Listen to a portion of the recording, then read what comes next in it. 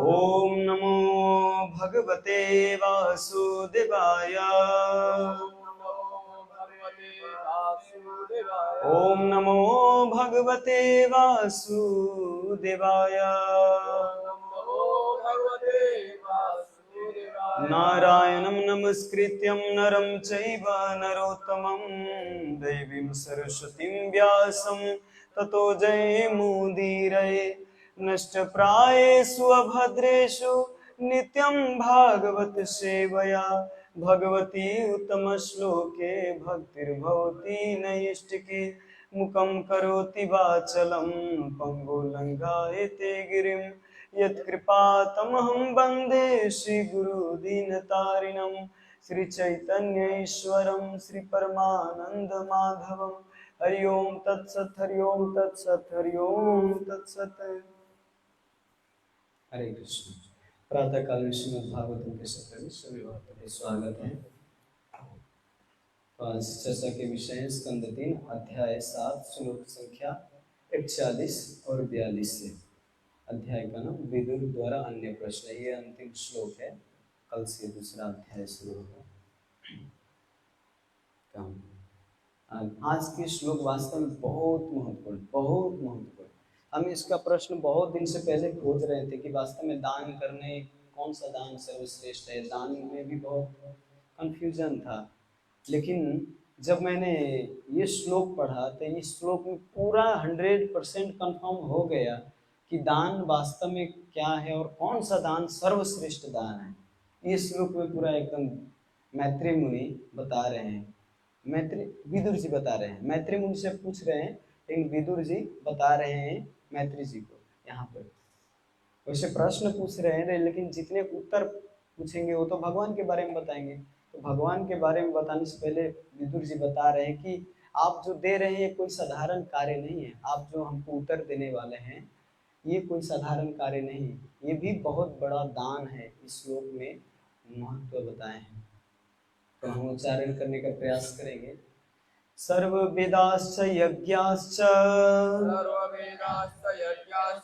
तपोदनानि चानघ जीवाभय प्रदानस्य न कुर्वीरन् कलामपि। सर्वे वेदाश्च यज्ञाश्च तपोदनानि चानघ जीवाभय प्रदानस्य न कुर्वीरन् कलामपि। सर्वे वेदाश्च यज्ञाश्च तपोदनानि चानघ जीवाभय प्रदानस्य न कुर्वीरन् कलामपि।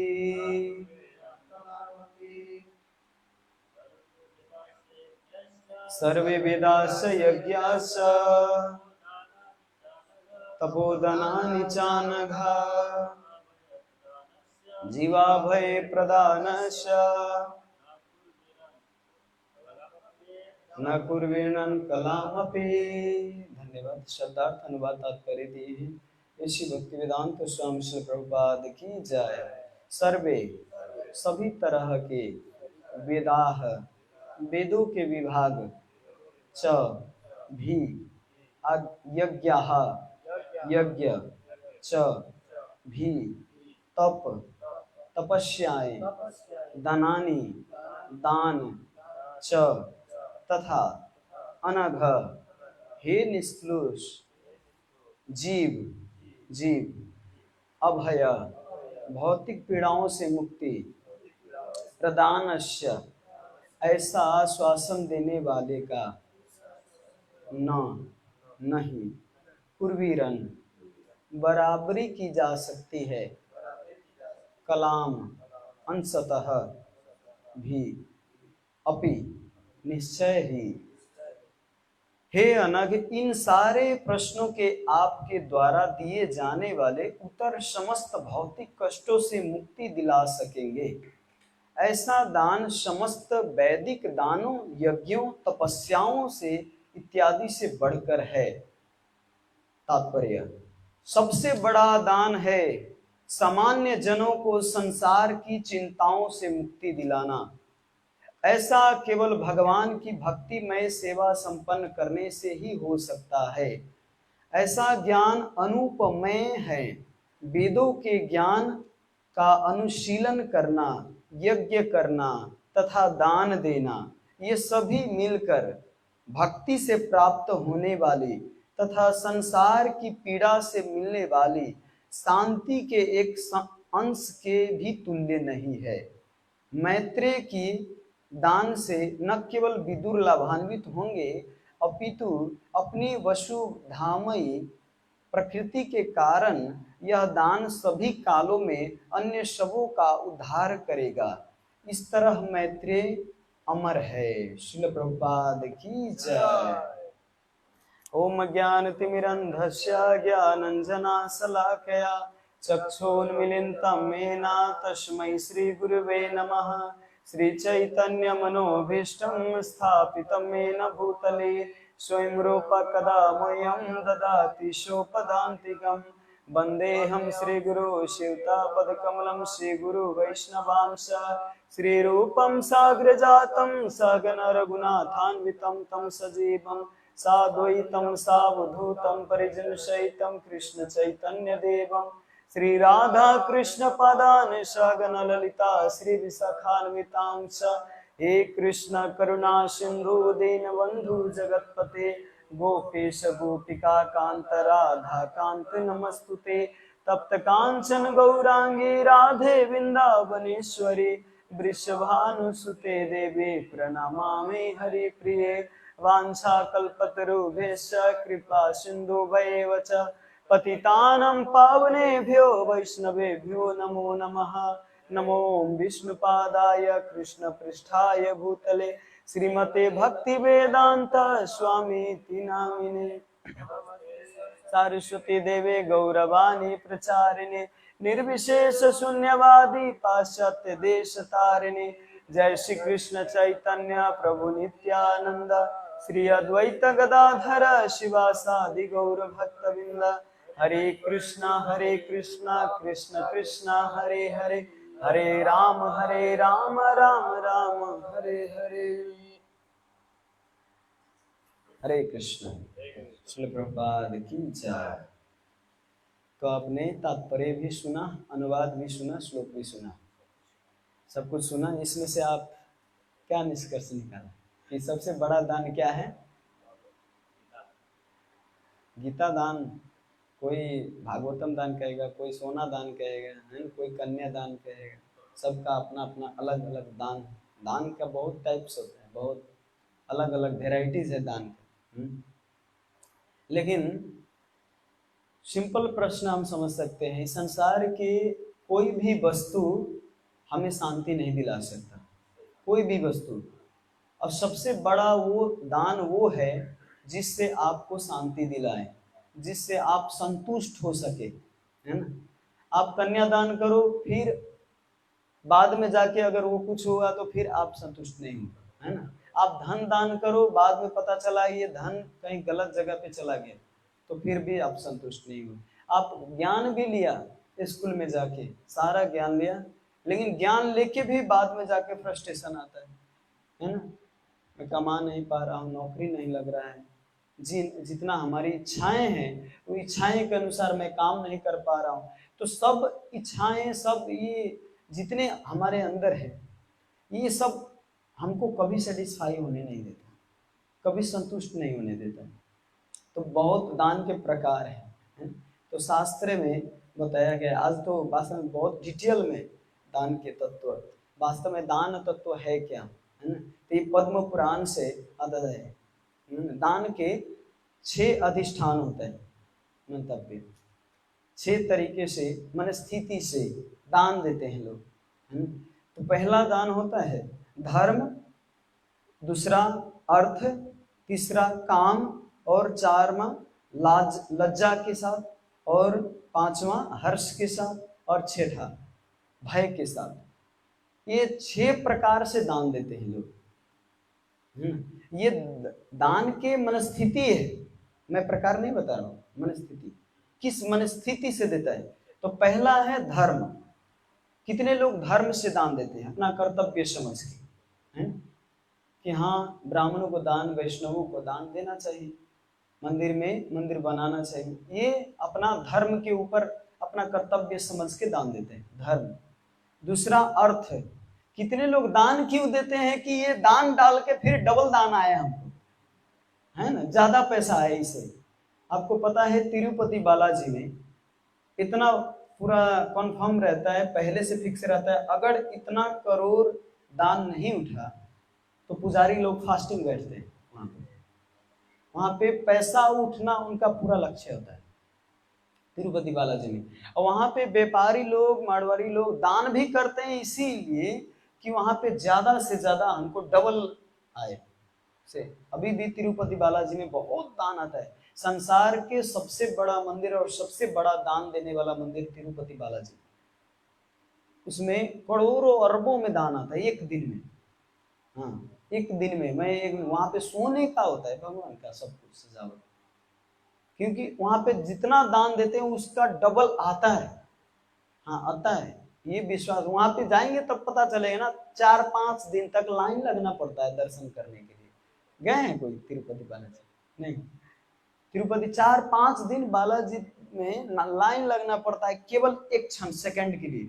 आप जैसे पशुपतिनाथ मंदिर में दर्शन कर लेते हो, एक क्षण में हटा देते हैं ना सिक्योरिटी, चलिए चलिए चलिए चलिए। वहां पे तो एक सेकंड, एक झलक केवल दर्शन होता है तिरुपति बालाजी का।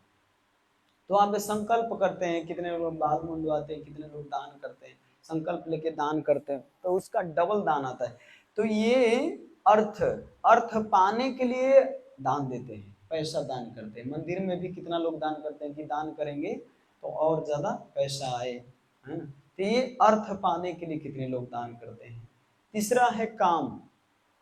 कितने लोग काम वासना से भी दान करते हैं, वेश्यावृत्ति, वेश्याओं को भी दान करते हैं। अरे ये सब रोड में है या इसको दान दिया जाए तो ये बेचारा अपना घर बसा ले या ये करे, है ना। तो ये वेश्याओं को दान, ये काम वासना। और कितने लोग दान कब करते हैं, देखते हैं ये सुंदर स्त्री है तो इसको दान दूं कि ये हमसे अच्छा से बोले, हम जो कहें ये करे, है ना।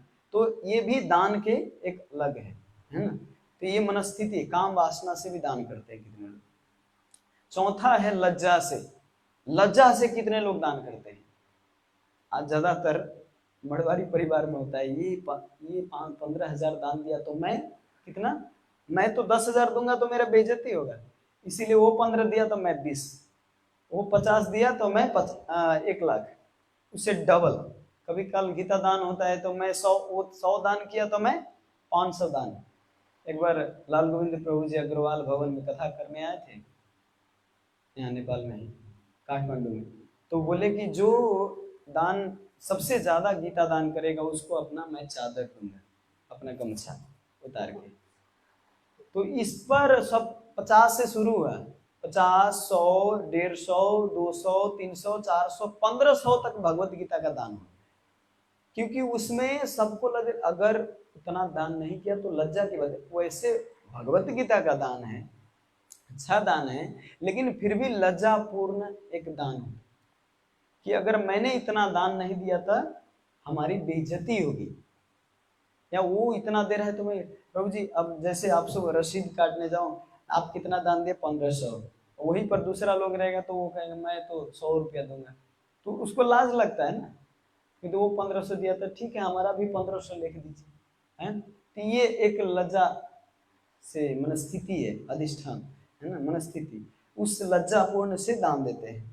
और 5वां है हर्ष, खुशी से दान देते हैं। खुशी से भी लोग दान देते हैं। कब खुशी से, कब कब दान देते हैं, हर्षपूर्ण, जब घर में पुत्र जन्म लेता है, जब विवाह होता है ना, जब घर में खुशियाँ, जब किसी को नौकरी मिल जाता है, चाहे उस दिन तो प्रभु जी एक व्यक्ति एसएलसी पास हो गए तो उसके लिए भी दान कर रहे थे, खिला रहे थे वैष्णव, है ना। तो छोटे मोटे बहुत ऐसे दान है हर्षपूर्ण, खुशी से। वास्तव में खुशी से दान देना कब सफल होता है, जब जो व्यक्ति दान देता है वो खुद आके वैष्णवों को सर्व करता है, खुद आके परोसता है। और भी, लेकिन आजकल तो ज्यादातर पैसा दे दिया बस काम खत्म, ठीक है, वो भी ठीक है, लेकिन फिर भी अच्छा कब होता है जब खुद जाके सर्व करने का प्रयास करते हैं, और छुट्टी मिले तो और जाके किचन में जाके भी बनाना प्रयास करना चाहिए बनाने का। लेकिन उसमें कम से कम संलग्न होकर वैष्णव की पर्सनली जाके सेवा करनी चाहिए। तो ये दान की, हर्षपूर्ण दान की और ज्यादा सफलता होती है ना। और छठा है भय, डर से भी दान देते हैं। अगर मैंने ये काला बाजार का दान नहीं दिया तो हमारी फैमिली, तो मैं तो नर्क में जाऊंगा। तो भय से भी कितने लोग दान देते हैं, डर के मारे, है ना। क्योंकि नहीं, यहाँ पे तो हथकड़ी, अभी सरकार को टैक्स नहीं देंगे तो हथकड़ी, ये तो डर लगता है ना, टैक्स नहीं देंगे तो जेल में जाना पड़ेगा। लेकिन कितने लोग को ये भी डर रहता है कि मंदिर में अगर दान नहीं दिया तो मैं तो ये गलत तरीके से पैसा कमा रहा हूँ, ये पैसा अगर मैं इसमें से दान नहीं दिया तो मेरा तो नर्क फिक्स है ना। तो ये भी डर से कितने लोग दान देते हैं, या कितने लोग ऐसे दान देते हैं कि अगर मंदिर में मैंने ऐसा पैसा अगर सुदामा दान नहीं किया तो ये डिवोटी लोग हमको केयर ना करे, छोड़ दे, है ना। तो ये इस डर से भी दान देते हैं, या हमको कुछ मिले इससे भी दान देते हैं। तो एक अंदर डर रहता है, भय। तो ये 6 तरीके अधिष्ठान से दान देते हैं। लेकिन दान, देखिए, हर दान में कुछ न कुछ प्रॉब्लम है, कुछ न कुछ समस्या है। मानिए सबका मनस्थिति तो सही नहीं होता, अलग अलग रहता है। अब बताते हैं कि दान के 6 अंग क्या है। दान के 6 अंग अलग है। ये तो अधिष्ठान मनस्थिति कैसी है ये बताए। अब है दान का अंग क्या है। तो पहला है देश, देश काल पात्र दाता द्रव्य शुद्धि। देश मतलब, देश का अर्थ होता है स्थान, कौन सा स्थान पे दान देना चाहिए। अगर आप मरघटिया में श्मशान में जाके दान देते हैं तो सबसे तमोगुनी दान माना जाता है, वो एकदम तामसिक दान माना जाता है, वो दान अच्छा नहीं होता, है ना। तो ये देश काल, और कहाँ दान देते, तीर्थ यात्रा में अगर दान दिया जाए, है ना, मंदिर में दान दिया जाए, है ना, जहाँ पे साधु संत हो, जहाँ पे पूरे प्रमाणित वैष्णव हो, उनको दान दिया जाए, ये एकदम शतुगुनी का दान माना जाता है, अच्छा दाना माना जाता है। तो इसीलिए देश भी बहुत ये फिक्स करना, स्थान भी कौन सा, जैसे समुद्र के किनारे पे, गंगा के किनारे पे दान देना, ये सबसे उचित माना जाता है, अच्छा माना जाता है। तो देश, दूसरा है काल, कौन सा समय में दान देना चाहिए। समय भी बहुत फर्क पड़ता है, कौन से समय में दान देना चाहिए, समय भी बहुत फर्क पड़ता है। समय जैसे सूर्य उदय के समय, चंद्र उदय के समय, उस समय दान दिया जाता है तो बहुत शुभ माना जाता है। या द्वादशी के दिन, एकादशी के दिन, जन्माष्टमी के दिन, ऐसे ये गौर पूर्णिमा के दिन, ये जो भी शुभ दिन है, जिस दिन शुभ दिन, उस दिन अगर दान दिया जाए तो उस दिन नक्षत्र तारा जितने भी वातावरण सब कुछ मिला रहता है, तो उस दिन और ज्यादा डबल फायदा होता है। ये कार्तिक महीना आ रहा है, कार्तिक महीने में पूरा महीना ही अगर दान दिया जाए तो ये बहुत अच्छा होता है, कार्तिक महीने में। और ये क्या कहते हैं, ये अक्षय तृतीया के दिन, इसके दिन भी बहुत दान देने की महिमा है। तो इसीलिए समय भी देखना पड़ता है। तीसरा है पात्र, पात्र भी देखना पड़ता है, किसको दान दिया जाए। स्कूल में कई कलाकार को लेके आते हैं कि अरे ये रास्ते पे भटका हुआ व्यक्ति है, इसको हमको आगे बढ़ाना है, सबसे दान कलेक्शन करते हैं, इसको आगे भविष्य में कुछ बड़ा पद प्राप्त हो, गा सके, भविष्य में आगे बढ़ सके, पैसा कमा सके, तो सबसे दान कलेक्शन करते हैं इसके इन्वेस्टमेंट के लिए। तो सबसे दान तो कलेक्शन करते हैं, लेकिन बाद में जाके उन लड़कों से क्या करवाते हैं। उन लड़कों को पहले तो 25 रुपया, 30 रुपया या 100 रुपया वाला दारू पीता होगा, देसी दारू। अब ज्यादा पैसा आया तो महंगा दारू पिएगी, है ना। ज्यादा पैसा आया तो जो सस्ता सस्ता चीज खाता था, नशा करता था, वो महंगा चीज करता है। तो इसीलिए रास्ते के जो लड़के लोग होते हैं उनको कभी कभी दान देते हैं, तो आप सावधान रहना चाहिए, क्योंकि एक तो दान लेने वाला भी नरक में तो जाएगा, दान देने वाला भी नरक में जाएगा, दोनों बहुत फर्क पड़ता है।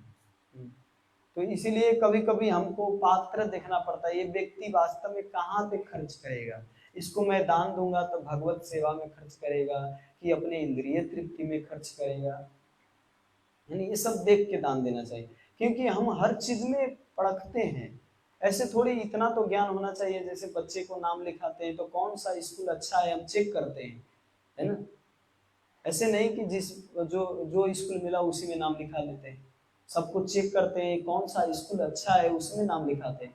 वैसे ही हम कौन व्यक्ति है, कौन पात्र अच्छा है, उसको हम परख के बुझ के तब उसको दान देना चाहिए, उससे रसीद लेना चाहिए, वो भी पक्का रसीद है कि नहीं। आजकल तो गलत रसीद भी छाप के उठाते हैं, है ना, क्योंकि रसीद पे विश्वास करना भी वो है।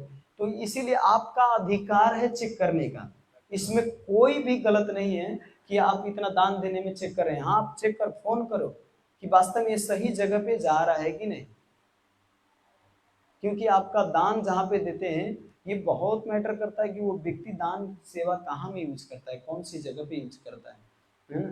तो पात्र भी बहुत मैटर करता है। पात्र मतलब जैसे धूम्रपान शास्त्र में बताया गया है, धूम्रपान रतो विप्रो दानम कुर्वन्ति ये नर ते नर निर्मायति ब्राह्मणो ग्रह शुकरा। बताया गया है कि धूम्रपान विप्रो, जो धूम्रपान करता है उस विप्र को, उस ब्राह्मण को अगर दान दिया जाता है तो कुर्वन्ति ये नर, है ना, ते नर निर्मायते, जो व्यक्ति है वो व्यक्ति निर्मायत मतलब नरक जाता है। ब्राह्मण को भी दान देने से, अगर कोई धूम्रपान करने वाला ब्राह्मण है तो उस ब्राह्मण को अगर दान देते हैं तो वो देने वाला व्यक्ति नरक में जाता है, और ब्राह्मणों ग्रह सुकरा, और जो ब्राह्मण लेता दान जो लेता है वो व्यक्ति सुकर के, जो गांव में दान लेता है उसी गांव में सुकर का शरीर ग्रहण करता है। तो गांव में सुकर देखते हैं तो वो ब्राह्मण अगर पूर्व जन्म में वही क्या कहते हैं कुलत में फंसा हुआ, तो जब दान एक्सेप्ट करते तो वो व्यक्ति शुक्र शरीर में ग्रहण करता है, ये पद्म पुराण में लिखा गया है। तो इसीलिए दान ब्राह्मणों को इसीलिए कहते हैं। और वशिष्ठ मुनि तो बताते हैं कि जो अवैष्णव है वो ब्राह्मण को भी दान नहीं देना चाहिए। ब्राह्मण है, परिवार से वो ब्राह्मण है, लेकिन अवैष्णव है, भक्त नहीं है, तो उसको भी दान देने से क्या होता है, वो जो दान देते हैं वो राक्षस लोग ग्रहण करते हैं, राक्षस लोग खाते हैं उस दान को। वो ब्राह्मण तो खाते हैं लेकिन ब्राह्मण के द्वारा वो राक्षस खाता है, क्योंकि वो ब्राह्मण ब्राह्मणत्व का पालन नहीं कर रहा है जो नियम है, तो इसीलिए वो राक्षस ग्रहण करता है। इसीलिए वशिष्ठ मुनि कहते हैं कि ऐसे ब्राह्मण को दान नहीं देना चाहिए जो अवैष्णव है, जो कुलत में लगा हुआ है, जो धूम्रपान में लगा हुआ है, ऐसे ब्राह्मण को दान भी नहीं देना चाहिए।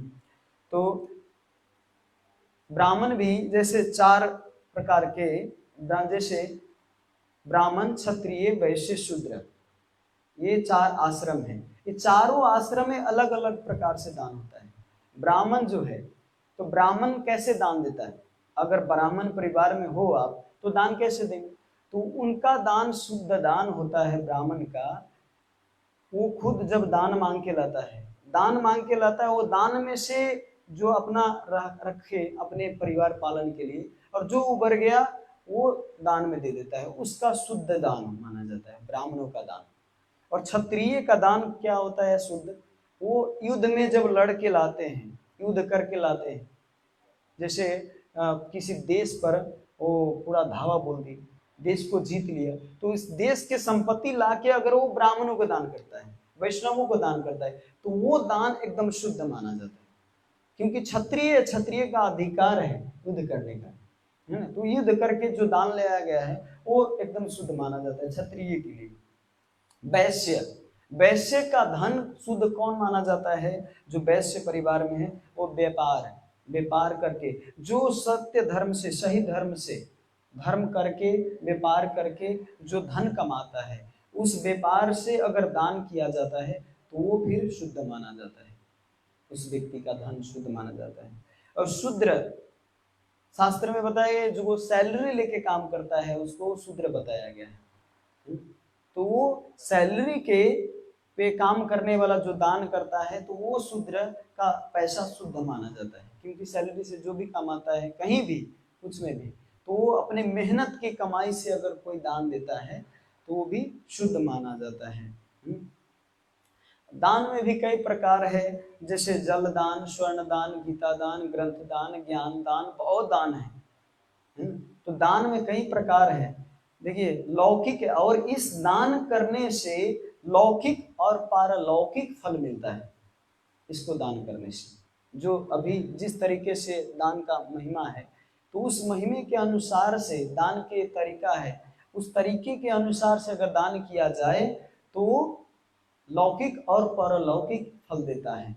इसके और दान में अब प्रकार आता है, जैसे ध्रुव दान आता है। पहला ध्रुव दान का अर्थ क्या होता है, जब मंदिर दान करते हैं, ध्रुव मतलब लॉन्ग लॉन्ग टाइम, बहुत मतलब लंबे समय तक, बहुत लंबे समय तक अगर कोई टिका, जैसे मंदिर आपने बनाया तो मंदिर बहुत लंबे समय तक कोई व्यक्ति उसमें, बहुत लोग आते हैं, भगवान का दर्शन करते हैं, प्रसाद खाते हैं, तो वहां पे बहुत लंबे समय तक सब लाभ लेता है, तो उसको ध्रुव दान कहते हैं।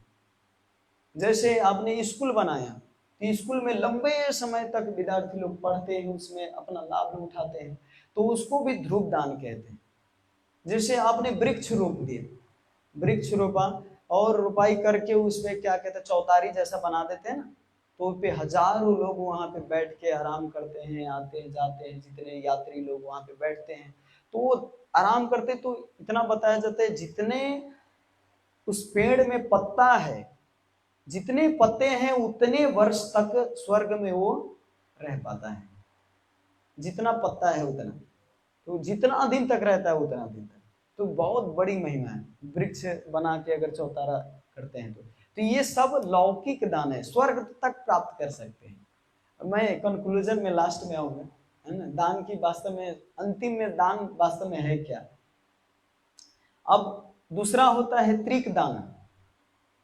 दान में मैंने ये चार प्रकार का वर्णन करा है। पहला है ध्रुव दान, और दूसरा है त्रिक दान। त्रिक दान मतलब कर्तव्य से किया हुआ दान, है ना। कर्तव्य से गृहस्थ लोग नियमित रूप से ब्राह्मण वैष्णवों को बुला के, जैसे आप घर में किसी को बुलाते हैं खाने के लिए, ब्राह्मण वैष्णव को, तो 10 रुपया भी हो जाए तो उनको दान देना चाहिए, 5 रुपया हो भी तो उनको दान दीजिए, क्योंकि बिना लक्ष्मी के दान दिया नहीं गया वो वैष्णव भोजन में अच्छा नहीं माना जाता।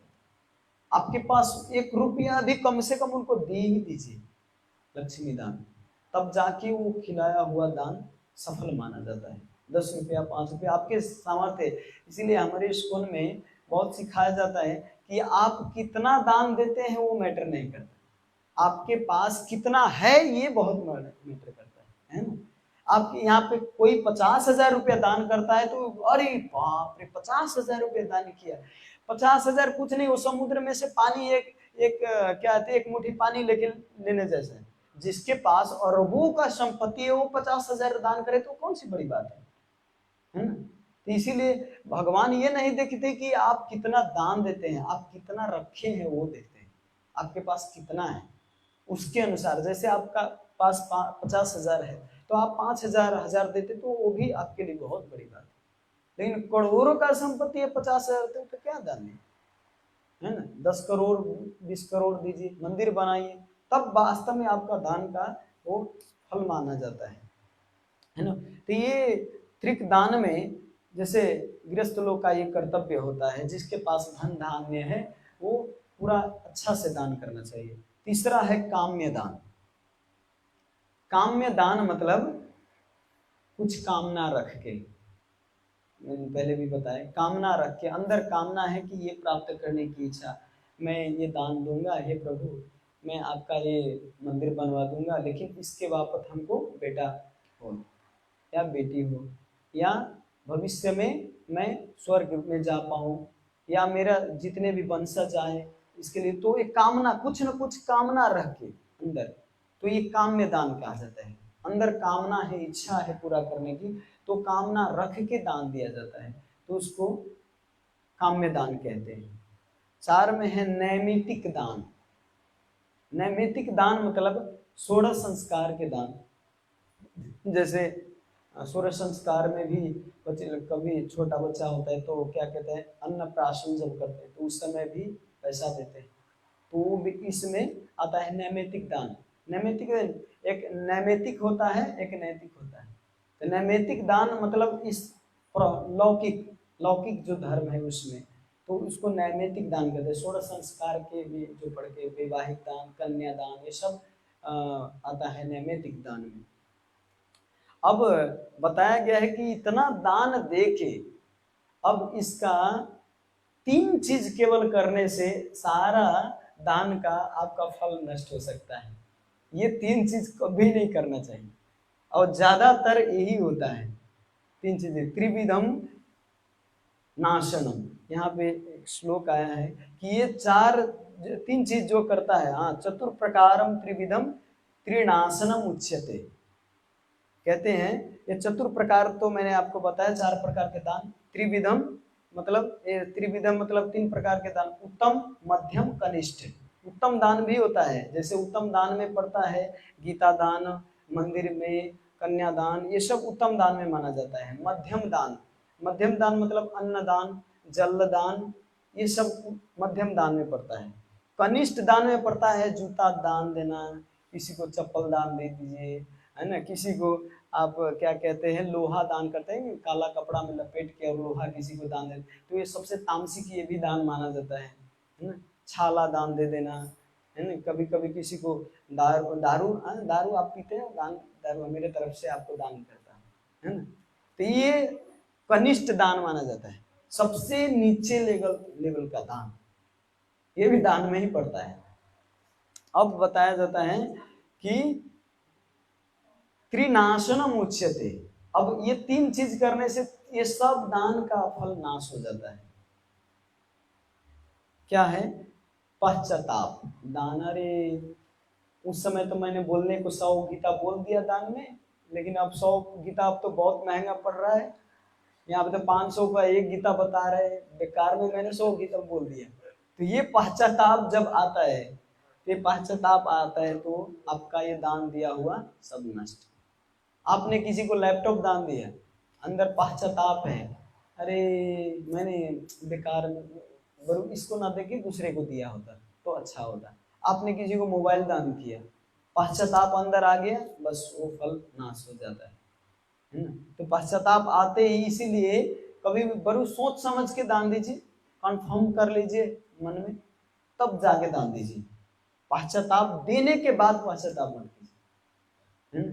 तो नहीं तो ये क्या कहते हैं, अच्छा नहीं माना जाता। अश्रद्धा पूर्वक दान, अब कभी कभी दान देते हैं, मतलब नहीं, थोड़ा भी अच्छा नहीं लगता, लेकिन क्या करें, दूसरे लोग दे रहे हैं तो हमें भी अश्रद्धा से, श्रद्धा नहीं है बिल्कुल, मंदिर के ऊपर श्रद्धा नहीं है। जैसे शनि मंदिर हम जाते हैं तो जिसको श्रद्धा नहीं है वो भी, अरे अब चल रहे हैं कहीं कुछ हो गया तो, इसलिए श्रद्धा नहीं है, लेकिन अश्रद्धा से उनको दान दिया जाता है। तो ये भी आपका दान का नाश है, केवल वो दान का फल नहीं मिलता है, श्रद्धा पूर्वक। और तीसरा है अपत्रता। अपत्रता मैंने पहले भी बोला, जो पात्र व्यक्ति नहीं है उसको दान देते हैं, तो ये अच्छा नहीं माना जाता, ये भी दान का नाश है। इसीलिए सोच समझ के दान देना। अब देखिए आप इतना सुने सब दान, अब कहीं ना कहीं कुछ ना कुछ खोट निकलता ही है ना। तो इसीलिए यहाँ पे मैत्री मुनि सर्वश्रेष्ठ दान बताए हैं कि ये ज्ञान का दान जो है, श्रीमद् भागवतम का दान है, भगवत गीता का दान है, ये सर्वश्रेष्ठ दान है प्रभु जी। और सब दान आपको शांति नहीं दिला सकता, इस जीवन से उद्धार नहीं कर सकता, इस संसार चक्र से उद्धार नहीं कर सकता, लेकिन ये जो भागवतम का ज्ञान दान है, जो भगवत गीता का दान है, ये सर्वश्रेष्ठ दान माना जाता है। अगर किसी को आप भगवत गीता दान देते हो तो आप उनके जीवन को बचा रहे हो, संसार चक्र से छुटा रहे। इस संसार का कोई भी ऐसा चीज बताइए जो चीज दान देने से वो इस संसार चक्र से पार पा सकता है? नहीं, वो तो भगवत गीता है, लेकिन और भी कोई इस भगवत तत्व के बाहर कोई भी चीज नहीं है। पैसा दान दीजिए, गाड़ी दान दीजिए, घर दान दीजिए, जमीन दान दीजिए, कोई भी दान करने से संसार चक्र से, लेकिन भगवत तत्व में नहीं। फिर कई लोग आप हॉस्पिटल के लिए दान देते हैं, स्कूल के लिए दान देते हैं, ये भी संसार चक्र में फंसाता है। जैसे स्कूल के लिए दान दिया तो आपको स्वर्ग लोक, जैसे आपने चौतारा बनवाया, वहां पे वृक्ष रोपा और उसमें जितने पत्ते हैं उतने पत्ता, जितना पत्ता उतने साल आप स्वर्ग में वास करेंगे। तो ये भी तो स्वर्ग में फंसे ना, इस संसार चक्र में फंसे ना, तो ये भी संसार चक्र से उद्धार नहीं करता। इसीलिए दान, ऐसी दान देनी चाहिए जो इस संसार चक्र से पार लगाए। इसीलिए मैत्रेय मुनि यहाँ पे कह रहे हैं, मैत्रेय मुनि को विदुर जी, कि आप जो हमको ये कथा श्रवण करा रहे हैं, आप जो हमारे प्रश्न का उत्तर दे रहे हैं, ये उत्तर सर्वश्रेष्ठ दान है आपका। इसीलिए इस्कॉन में हम लोग बहुत बड़ा दान करते हैं। कहते हैं इस्कॉन वाला क्या करता है, खाली हरे कृष्णा हरे रामा करता है, अपना ऐश मौज करता है, खाता पीता है, खूब घूमता है, गाड़ी पे चढ़ता है। इस्कॉन वाला करता क्या है, ये करता है संसार चक्र से पार लगाने की काम करता है इस्कॉन, है ना। ये कोई साधारण बात नहीं है। और तो सब संसार चक्र में फंसाने का काम कर रहा है, लेकिन इस्कॉन एक केवल संस्था है जो इस संसार चक्र से पार लगाने की बात कर रहे हैं, है ना। इसीलिए इस्कॉन में आते हैं तो ऐसा नहीं कि वो इस्कॉन के भक्त हैं, वो कृष्ण भक्त हो सकता है, लेकिन इस्कॉन का जो मूड है, श्रील प्रभुपाद जी का जो मूड है, जो मिशन है, उस मिशन में अगर मदद करता है। अगर आप कहेंगे प्रभु जी हमको तो बोलने आता नहीं, हम तो कथा करने आता नहीं, तो मैं कैसे सर्वश्रेष्ठ दान करूं। आप जो कथा करते उसको मदद कीजिए, आप भगवत गीता का दान कीजिए, भागवतम की दान कीजिए, ये भी इसी दान में माना जाता है, ज्ञान दान कर रहे हैं आप। इसीलिए ये इस्कॉन में नियम है कि इस्कॉन में सब लोग ये भगवत गीता भागवतम इसका दान करते हैं, कि संसार चक्र से पार लगाता है और सब संसार चक्र में फंसाता है। नहीं तो ऐसे श्रील प्रभुपाद जी ऐसे नहीं देते। अगर फूड फॉर लाइफ हमारे इस्कॉन में है तो फूड फॉर लाइफ में भी प्रसादम ही खिलाया जाता है, कि लोग प्रसादम खा के कम से कम भगवत प्रीति हो, उसकी चेतना शुद्धि हो। इसीलिए फूड फॉर लाइफ में भी भोग लगा के खिलाया जाता है। तो हर तरह से इस्कॉन में उद्धार के लिए सोचते हैं। एक बार पत्री प्रभु जी से प्रश्न किए थे काठमांडू में, प्रभु जी से प्रश्न किए, प्रभु जी इस्कॉन क्या सिखाता है, इस्कॉन क्या करता है। अगर हमको कथा श्रवण करना हो तो यूट्यूब पर मिल ही जाता है, जितना कथा श्रवण करना चाहिए यूट्यूब पर तो पूरा एकदम प्लेलिस्ट में जाइए, जितना कथा चाहिए पूरा भरे भराओ कथा है, आप जीवन भर लगा के भी सुन नहीं सकते, इतना कथा है यूट्यूब पर। तो हमको इस्कॉन जाने की क्या जरूरत। कीर्तन करना है तो हम अपने घर में कीर्तन कर लेते, पूजा करना है घर में कर लेते हैं, ये सब कुछ हम घर में कर लेते, तो इस्कॉन देता क्या है। कथा भी हम श्रवण कर सकते हैं घर पर, कीर्तन भी कर सकते हैं घर पर, है ना, गीतादान भी घर पे कर सकते हैं, तो इस्कॉन क्या देता है। पत्री प्रभु जी बड़ी गजब के जवाब दिए। प्रभु जी बोले इस्कॉन आपको यहाँ पे अगर साधु संग करते हो तो आप ये संग प्राप्त करके दूसरे को उद्धार के लिए आप प्रीचिंग कर सकते हो, कहीं पे जाके सेंटर खड़ा करके वहां पे प्रचार कर सकते हो, हजारों लोगों को प्रीचिंग कर सकते हो। ये सिखाता है इस्कॉन, ये आपको भगवत प्रीति सिखाता है। ये घर में बैठने से सीवने से आप कृष्ण भक्त बन सकते हैं, लेकिन प्रचार करने, ये प्रचार, इसीलिए प्रभुपाद जी बहुत फोकस है, प्रीचिंग इज द एसेंस, है ना। प्रीचिंग मुख्य सार, प्रचार का मुख्य सार ही प्रचार है। अगर प्रीचिंग करता है तो सारा मूड एक जगह पे है, प्रभुपाद जी का मूड है वो। एक माता जी थी, वो गीता डिस्ट्रीब्यूशन करते थे, गीता चारों तरफ बांटते थे। तो एक बार उनकी इच्छा है कि सब भक्त जाते हैं वृंदावन राधा कुंड भजन करने, मैं भी चला जाऊंगा भजन करने राधा कुंड पे। तो राधा कुंड पे वो सारा छोड़ छाड़ के गीता दान, गीता डिस्ट्रीब्यूशन जो करते थे छोड़ के, और राधा कुंड पे चले गए। प्रभुपाद जी उनके सपने में आए, और प्रभुपाद जी उनके सपने में आके बोले कि जो तुम गीता दान कर रहे थे, तुम पहले ही राधा कुंड वास करके और तब जाके गीता दान करने गए, क्योंकि ये सातवां रस है। जैसे क्या कहते हैं, साख्य, वात्सल्य, ये जितने भी रस है 5 प्रकार के रस, ये पांचों प्रकार से ऊपर, माधुर्य रस से भी ऊपर की रस है जो राधा रानी की प्रसन्नता के लिए कार्य करता है। ये राधा रानी भगवान कृष्ण के ज्ञान बांटता है लोगों में। क्या ये जितने भी अष्ट सखी हैं, जितने 16,061, ये सब भगवान की महिमा का गुणगान, भगवान के सब चारों तरफ फैलाना चाहते हैं। गोपियां ये सब चारों तरफ केवल अपने ही नहीं, सबको मौका देते हैं। ये मंजरी भाव है ना, ये गोपी भाव है, भगवान के ज्ञान का वितरण करना। तो प्रभुपाद जी उनके सपने में आके बोले तो दूसरे ही दिन वो माता जी फिर से राधा कुंड छोड़ के और फिर गीता वितरण करने के लिए निकले थे।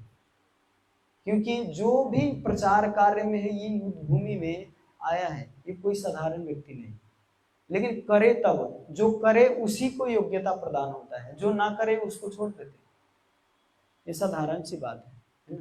तो सर्वश्रेष्ठ दान वास्तव में ये ज्ञान दान, श्रीमद् भागवतम का दान, गीता दान, ये सब है। जब मंदिर भी बनाते हैं तो मंदिर बनाते हैं तो ये क्या होता है, किसके लिए मंदिर बनाते हैं? तो इसमें लाखों लोग आके भगवान को दर्शन कर पाते हैं, है ना? कि अपने जीवन के लिए, इस संसार चक्र से पार पाने के लिए वहां पे ज्ञान शिक्षा ले पाते हैं। तो ये भी बहुत सर्वश्रेष्ठ कार्य है। तो जो भी भागवत से जुड़ा हुआ कार्य करता है, इसमें भी सर्वश्रेष्ठ दान होता है ये ग्रंथ दान, भागवतम का दान। तो इसी का विदुर जी वर्णन कर रहे हैं, श्रीमद् भागवतम का दान सर्वश्रेष्ठ दान। तो दान तत्व के बारे में अभी 3-4 पेज है दान के बारे में। जैसे इसमें बताया गया है सुपुत्र और कुपुत्र। अगर आप कमाया, खूब लाखों रुपया है आपके पास, ठीक है, तो आपने पुत्र के लिए 2 प्रकार के पुत्र होता है, एक सुपुत्र एक कुपुत्र। सुपुत्र के लिए आप पैसा न भी छोड़े, उनके लिए धन न भी छोड़े, तब भी वो सुपुत्र ऐसा है कि वो धन कहीं से न कहीं से कमा के वो अपना धन धान्य बना सकता है। क्योंकि सुपुत्र के पास, उनके पास संस्कार होता है, उनके पास क्वालिटी होता है, तो आशीर्वाद लिए होते हैं सबका, तो वो धन कमा सकता है, वो संरक्षण कर सकता है सुपुत्र जो होता है। लेकिन कुपुत्र हो तो उनके लिए अगर धन छोड़ भी दे तो वो धन नाश कर देगा, है ना, दारू पी के, ऐश मौज करके, खर्च करके इधर उधर बर्बाद कर देगा वो पैसा। तो कुपुत्र और सुपुत्र, और सुपुत्र के लिए छोड़ते हैं तो वो जैसे भी वो बचा ही लेंगे, वो ऐसा नहीं, वो कमा भी सकते हैं। तो दोनों के लिए आप न भी छोड़े तो दोनों में गलती है। अगर छोड़ते हैं तो दोनों में कोई लाभ नहीं है ना। कुपुत्र है, कुपुत्र के लिए छोड़ते हैं तो वो नष्ट कर सकता है, सुपुत्र के लिए छोड़ते हैं तो वो रक्षा कर दे, वो भी कोई काम का नहीं, वो क्योंकि वो रक्षा कर सकता है ना, वो और भी कमा सकता है। तो आप न भी देंगे तभी वो कमा सकता है, तो आप दोनों के लिए देने की जरूरत नहीं। आप इसीलिए वानप्रस्थ लेके सहारा है, इसीलिए भगवान कहते हैं सर्वधर्मान परित्यज्य माम एकम शरणम भज। सर्वधर्मान परित्यज्य का अर्थ ये नहीं केवल घर परिवार छोड़ के और केवल आप शरण में आ गए, नहीं, घर परिवार को लेके शरण में आना चाहिए, है ना। और जितना आपके पास आपका अधिकार है, अगर आप लाने का प्रयास कर रहे हैं घर परिवार को, घर परिवार में तो सबका अपना अपना मत है, कोई आ नहीं सकता, तो ये तो नहीं हुआ। तो आपका अधिकार जितना तक है उतना तक कीजिए, आपने प्रयास किया नहीं हुआ, लेकिन आपके अधिकार में जो धन धान्य है वो तो पूरा दे सकते हैं ना। नहीं नहीं, हम केवल आना चाहते हैं, अब हमारा दांत भी टूट गया है, कपाल भी पक गया है, और क्या कहते हैं शरीर भी कोई काम लायक नहीं, अब मैं मंदिर में जाना चाहता हूँ। तो ये दान, ये तो बाहर बनने आए हो, मंदिर में खाने के लिए चलाने आए हो, है ना, पेट चलाने के लिए। तो ये दान कोई, ये जीवन दान नहीं है। जीवन दान तो तब है जब आपके पास सामर्थ्य है, आप कर सकते हो, सेवा कर सकते हो। उस समय जब आप जीवन दान देते हो, जब सेवा करते हो, तो वो वास्तविक दान है। जैसे ब्रह्मचारी लोग दान करते हैं, ये भी बहुत गजब के दान है, पूरा जीवन ही दान दिए। अभी सामर्थ्य है, बाद में दांत टूट जाएगा, आंख नहीं काम करेगा तो क्या काम करेगा, क्या सेवा करेगा, कुछ सेवा कर ही नहीं सकता। तो वो खाएगा, सूतेगा और बस कुछ नहीं करेगा, वो प्रभुपाद जी का संपत्ति और खत्म करेगा, है ना। तो इसीलिए बड़ू बुढ़ापे में जब दांत काम न करे, पेट में आंत ना हो, मुख में दांत ना हो, तब क्या करे पता है, जाके चुपचाप वृंदावन जाके भजन करें, है ना, क्योंकि भार नहीं बनना है। कई प्रभु जी कहते थे वास्तव में मैं भार जैसा हूँ प्रभु जी, इसीलिए छोड़ दी। कई लोग बाद में जाके छोड़ दी, वृंदावन में जाके भजन कर रहे हैं। तो भार, वास्तव में हमको भी भार बनना अच्छा नहीं लगता। मैं सेवा कर पा रहा हूं, मैं अच्छा से कंट्रीब्यूशन कर पाऊं तो करे, भार बन के नहीं रहना चाहिए। कोई भी व्यक्ति पर भार बन के रहेंगे तो अच्छा किसी को नहीं लगता। माँ बाप को भी अगर पुत्र भार जैसा होता है, इसको मैं बेकार में जन्म दिया, इससे अच्छा तो मैं नहीं जन्म दिया होता, मर गया होता तो अच्छा। मैं सुना हूँ कानों से, आंखों से नहीं, कानों से, है ना, ये सुना हूँ सच है। ऐसा पुत्र जन्माने से अच्छा तो मैं इसको मार दिया होता तो अच्छा होता। क्योंकि पुत्र भी अगर नालायक निकल जाए तो कोई भी माँ बाप को भी अच्छा नहीं लगता। वो पुत्र, है ना, वो सब चाहते हैं कि कुछ जीवन में करे। तो किसी के ऊपर भार बन के मत रहिए, कुछ करके जाइए कि गर्व हो कि हमारा पुत्र है, हमारा बेटा है ना, हमारे पड़ोसी है या हमारे पिताजी हैं, हमारी माता है, ये सब गर्व करके रहे। ऐसी नहीं कि अच्छा हुआ कि मर गया, ऐसी कभी मत करके जाइए। ठीक है। हरे कृष्णा। श्री प्रभुपाद की जय। अनंत कोटि वैष्णव वृंद की जय। निताय गौर प्रेमानंद। हरे हरे।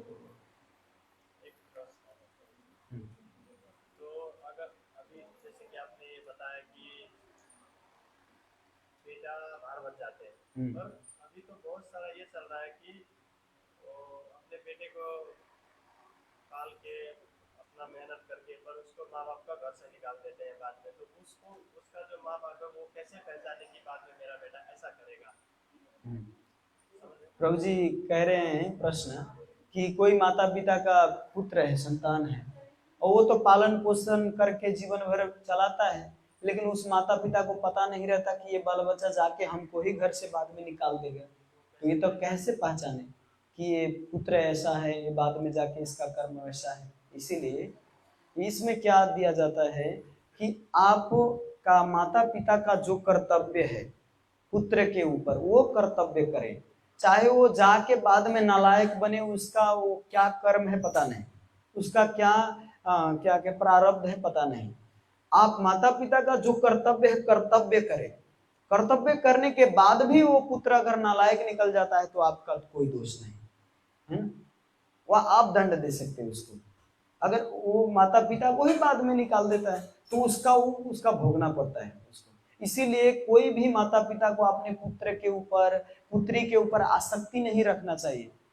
पहले ही फिक्स हो जाना चाहिए दिलों और दिमागों में कि मेरे को घर से निकलना है। उसको निकालने से पहले ही रेडी होके रहना चाहिए, तब तो दुख नहीं। लेकिन बाद में जाके कान समात के और क्या कहते बाल पकड़ के निकालेंगे तो उस समय अच्छा लगेगा नहीं। इसीलिए तो वानप्रस्थ दिया गया है। वानप्रस्थ शास्त्र में क्यों दिया गया है कि टाइम आए, 50 साल हो, 60 साल हो, तो आप वानप्रस्थ ले लीजिए, घर परिवार छोड़ दीजिए। राजाओं का, हमारे महाराजाओं का, सबका उदाहरण, सब अपना घर परिवार छोड़े हैं, है ना, सब अपना घर परिवार त्याग के वानप्रस्थ लिए कि बाद में ऐसी नौबत ना है। जैसे सरकारी नौकरी लगता है आपको तो परमानेंट नहीं रखते ना, समय आने के बाद आपको पेंशन दिया जाता है, वो नौकरी से निकाल दे। अगर नहीं चाहते हुए भी, श्री जगन्नाथ बलदेव सुभद्रा माई की जय, समय आने पर आपको नौकरी से निकाल ही दिया जाता है, आप नहीं निकलते। इसीलिए फिक्स रहता है कि हमको नौकरी से निकलना है, इतना साल तक हमारा नौकरी है, तो ये फिक्स रहता है, तो उसको दुख नहीं लगता।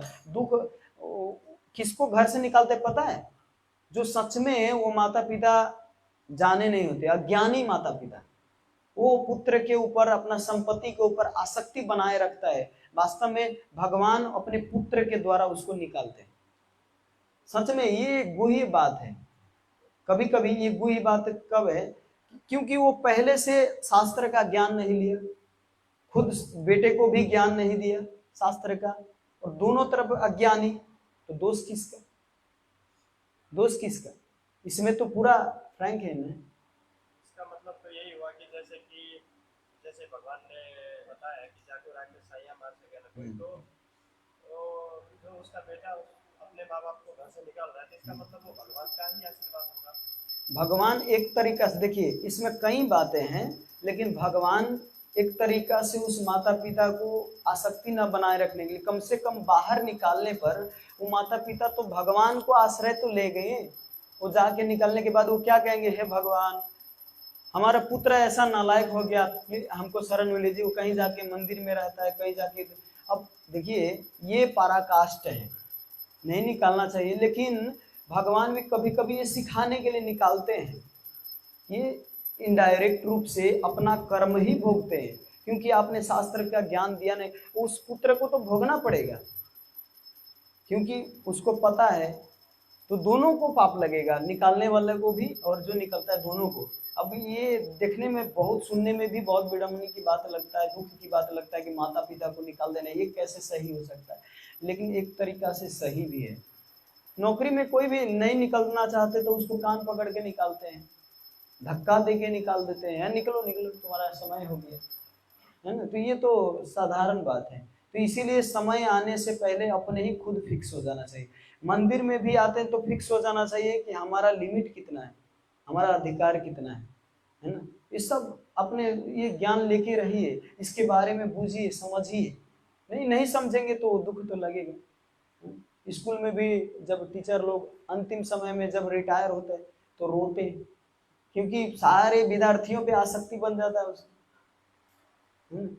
ये आत्मा का ज्ञान है ही नहीं है। प्रथम बात, मैं आत्मा हूं, शरीर नहीं हूं, ये ज्ञान जब तक नहीं होगा तब तक दुख में रहेगा आदमी, कितना भी धन धान्य कितना भी कुछ प्राप्त कर ले, है ना। जैसे स्त्रियों और पुरुषों का आकर्षण ये कहां से होता है, ये हम जब समझते हैं कि हम शरीर है, हम शरीर है, हम आत्मा नहीं, जब तक हमें ये हम जब रियलाइज कर लेते हैं कि हम आत्मा है शरीर नहीं है, तब जाके पता चलता है कि ये भी तो शरीर ही है, मैं भी शरीर हूं, है ना।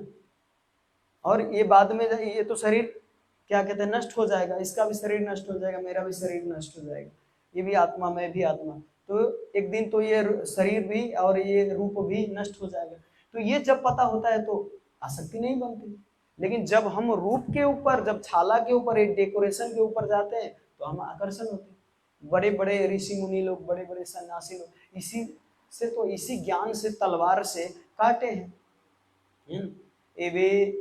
चैतन्य महाप्रभु कहते हैं ये भी नाम संकीर्तन तीक्ष्ण खड़ग लैया।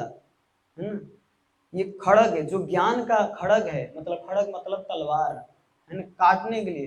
ये ज्ञान का खड़ग, ये हरिनाम संकीर्तन का खड़ग लेके, तलवार लेके आप इस अज्ञान को, धारा को काट दो।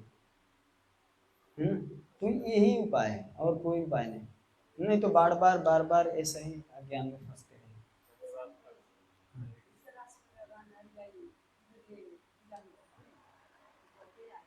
हजुर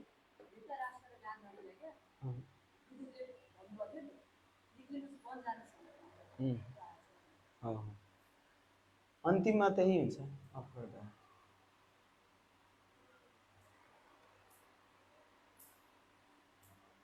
श्रील प्रभुपाद की जय। धृतराष्ट्रको यस्तो विडम्बना, उहाँले हेर्नु न